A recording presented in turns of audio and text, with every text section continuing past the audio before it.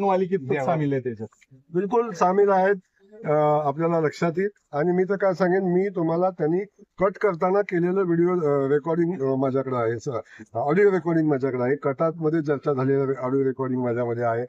याच्यामध्ये खूप मोठा प्लॅन होता, म्हणजे बीडची पुनरावृत्ती करण्याचा याच्यामध्ये प्लॅन होता. याच्यामध्ये संबंधितांना अगदी कुणाला तरी कायमचं संपवून त्याचं षडयंत्र माझ्यावर रचण्यापर्यंत यांचा प्लॅन होता. वेळ आली की हे सगळं मी सांगेन तुम्हाला, आणि हे सगळे पुरावे आताही माझ्या मोबाईलमध्ये आता माझ्याकडे आहे. मग थोडा तपास चालू आहे, तपास होऊ द्या. तपास झाल्यानंतर मी बोलेन त्याचं. प्रभाकर देशमुखांची 3 तास चौकशी झाली, अजून किती जण आहेत लिस्ट मध्ये? मी आपल्याला नम्रपणे सांगेन की जो प्रकार घडला, ज्या प्रकारासाठी विधानसभेमध्ये चर्चा झालेली आहे, ज्याच्यावर आता पोलीस तपास चालू आहे, आणि माननीय मुख्यमंत्री महोदयांनी स्पष्ट केलेलं आहे की संबंधित प्रकरणामध्ये कोण होतं, कुणी षडयंत्र रचलं, याचा तपास पोलीस करतायत. पोलिसांचा तपास चालू असताना मी त्याच्यावर बोलावं असं मला वाटत नाही.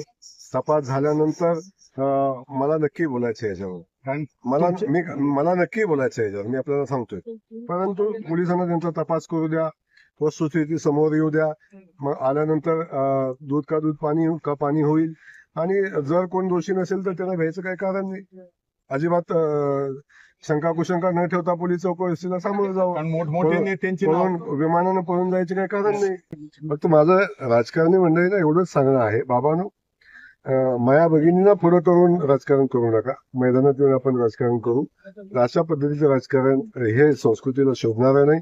आणि एवढं नीच आणि खालच्या पातळीवर राजकारणाच्या याच्यामध्ये जाऊ नये, ही माझी भूमिका आहे. आजपर्यंत जयकुमार मोरे कधी केला नाही, पण मी सामना केला या सगळ्या गोष्टीचा. सवय आहे, कारण मी सामान्य कुटुंबातला आहे. त्यामुळं मला हे सोसायची सहन करायची सवय आहे. परमेश्वरानं, विठुरायानं ती ताकद माझ्यात दिलेली आहे. पण ठीक आहे, विठुराया एवढंही देतो की संकट जरी आली तर संकटातनं मार्ग पण विठुराया माझ्यासाठी तयार करून ठेवलेला असतो विठुरायानं. त्यामुळं आनंद आहे अशा संकटांना सामोरं जाताना.